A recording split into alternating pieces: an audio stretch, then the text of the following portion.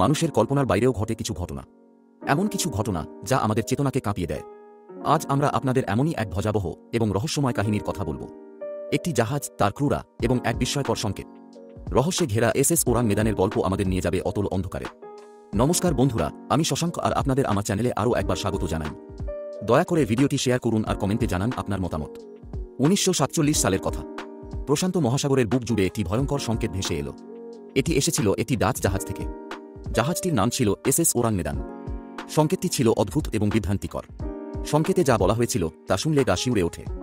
সংকেতে বলা হয়েছিল, সবাই মৃত, ক্যাপ্টেন, ক্রু, সবাই। আমি মরে যাচ্ছি, শুধু এটুকুই। তারপর আর কোনো শব্দ পাওয়া যায়নি। কাছে থাকা উদ্ধারকারী জাহাজগুলো দ্রুত ঘটনাস্থলের দিকে রওনা হয়।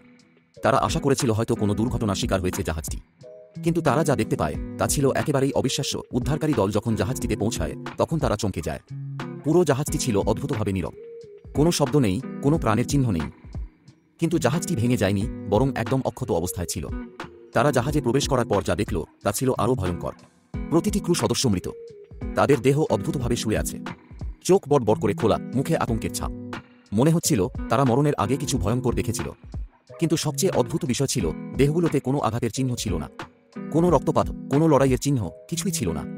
এমনকি জাহাজের কুকুরটিও মৃত অবস্থায় পাওয়া যায়, তার মুখেও ছিল ভয়ঙ্কর ভঙ্গি। এই ঘটনাটি ব্যাখ্যা করার জন্য অনেক তত্ত্ব উঠে এসেছে। এক, রাসায়নিক দুর্ঘটনার তত্ত্ব। অনেক গবেষক মনে করেন জাহাজটিতে কোনো বিপজ্জনক রাসায়নিক বা গ্যাস ছিল। এটি হয়তো ফুটে গিয়ে বিষাক্ত ধোঁয়া সৃষ্টি করেছিল, যা জাহাজের প্রতিটি প্রাণকে হত্যা করে।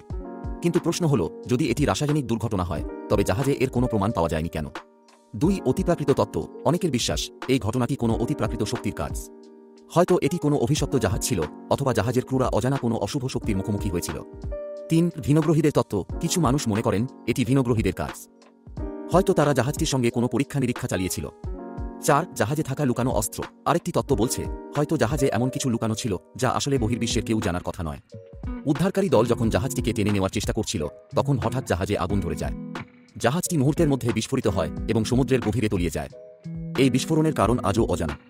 এটি কি দুর্ঘটনা ছিল, নাকি কেউ ইচ্ছাকৃতভাবে জাহাজটি ধ্বংস করেছিল? এর কোনো উত্তর আমরা পাইনি। এসএস ওরাং মেদানের ঘটনা আজও মানুষকে বিস্মিত করে। এই কাহিনী কি শুধুমাত্র একটি দুর্ঘটনার ফলাফল, নাকি এর পেছনে লুকিয়ে আছে কোনো অজানা শক্তি? এ নিয়ে বিতর্ক আজও চলছে। কিছু নথি দাবি করে এই জাহাজটি হয়তো কোনো গোপন মিশনের অংশ ছিল। আবার কেউ বলে এটি একটি মিথ। কিন্তু সত্য যাই হোক, এই কাহিনী আমাদের মনে করিয়ে দেয় যে পৃথিবীর গভীরে এমন অনেক রহস্য লুকিয়ে আছে যা আমরা এখনও বুঝতে পারিনি। আপনারা কি মনে করেন? এসএস ওরাং মেদানের রহস্য কি বিজ্ঞান দিয়ে ব্যাখ্যা করা সম্ভব, নাকি এটি একেবারেই অতিপ্রাকৃত? আমাদের কমেন্টে জানাতে ভুলবেন না।